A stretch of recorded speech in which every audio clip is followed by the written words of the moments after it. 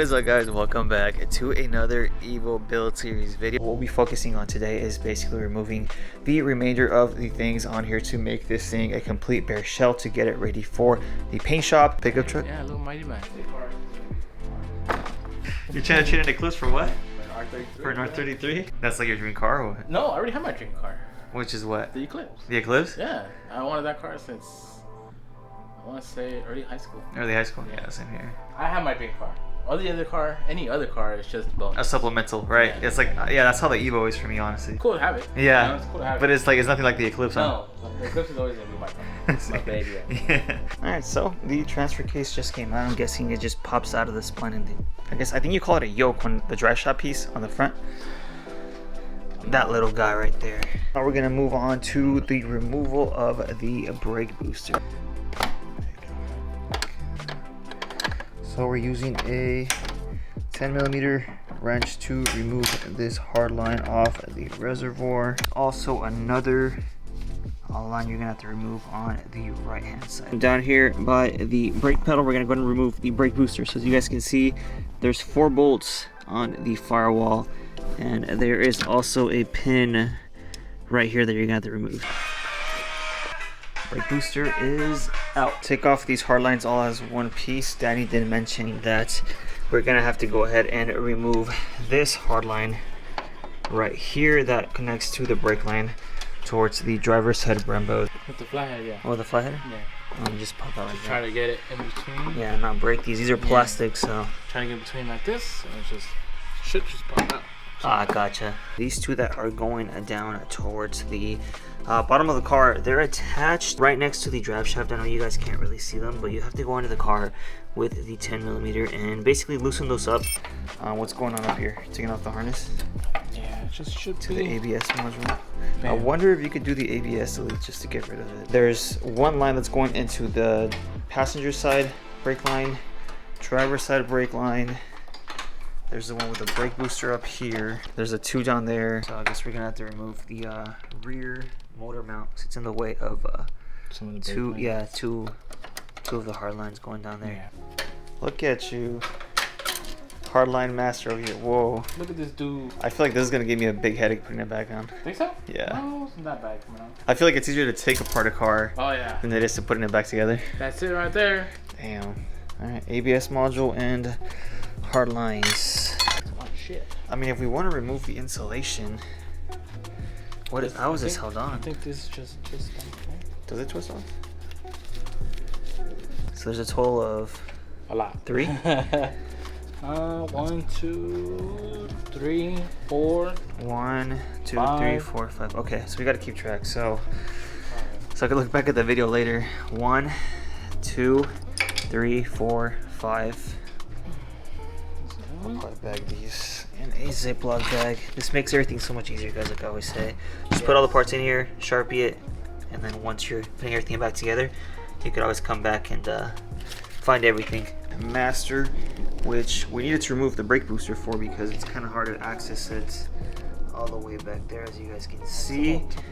Yeah, so I do have the stainless steel line for the hydraulic throttle bearing. You either rip them or you can take them off from the inside. Yeah, it's not like Eclipses where you could just take them off from over here. You only need to remove 2 bolts. So as you guys can see, right there is one of them, and the other one's on top, which I cannot see. And there's also going to be a pin just like the brake. So it's very similar situation to the brake booster. Took off the master clutch cylinder nuts, again 2, and this little pin. Gentle. There you go. Gentle device. Nice. We do have a plug right here, and that leads to the main engine harness. So you guys can see this goes inside the car. But we could at least move it out of the way so that the painter can bag it. This is all free. All this. Yeah, except for this part. This is the hood latch cable, and then that goes on this side. So both sides of the cars have the harness coming out. So if we remove everything from the inside, we'll be able to pull this guy off, which then basically lets us remove all of this out that way, and all that's left connected to this harness would be this guy going here Okay. Money. That's off. Which then gives us access to 2 more screws. Still moving the 2 bolts off the passenger side seat because there's a plug that's under the seat that the engine harness is attached to that we have to remove. And the only way to remove that little plug is for us to lift the seat and push it more that way. So these would look good on the VR4. Ah. So this bad boy, right? Yeah. In theory, it came out. There you go. And then you said there was another piece of the harness that's bolted onto the chassis, right? I think it was like a 10mm.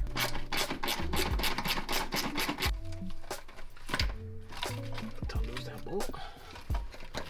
So these are both free. Okay. 3 connectors. Wait, what? This one you already disconnected? Yeah, which goes here. Okay. And then So the we one need- below it and then the one above it? Yeah. Almost So this up. long black wire. Yeah. There you go. So.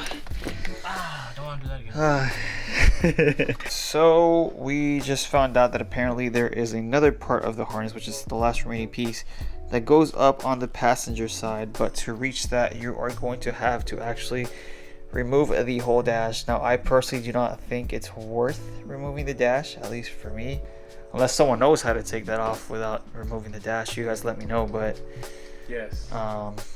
Any tips or tricks? yeah, Take off that one, please let me go now. because that's kind of stopping us from pretty much being able to move the whole harness out of the way. There you go. Just move out the way. So good. I know, we should have just left the inside harness alone. I should have probably researched it beforehand. And then this all could have. Could have came out that way super smooth, huh? I'll get another one. Bam. Oh yeah, I see the connect. There you go, you got it.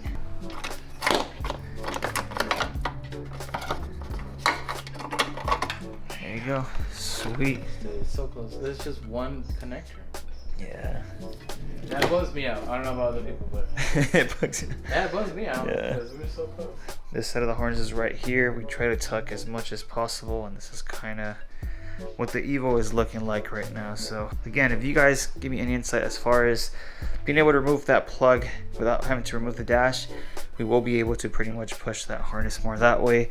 As far as right now, we're going to go ahead and hook up the lower control arm, put the wheels on it, and make this thing a roller.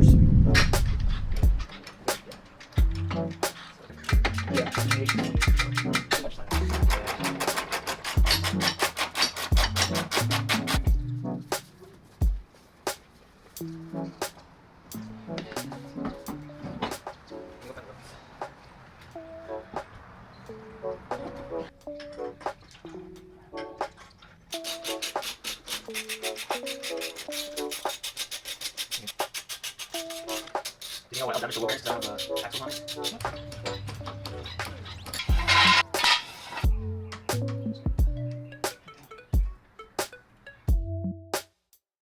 There you guys have it. The Evo is officially a rolling shell.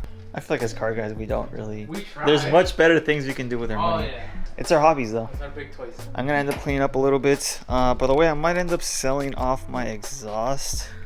It's all one piece though. I'm not too sure. It's an Spiller 500, so it's a discontinued Japanese brand exhaust. Sounds really good, especially since I'm going hood dump.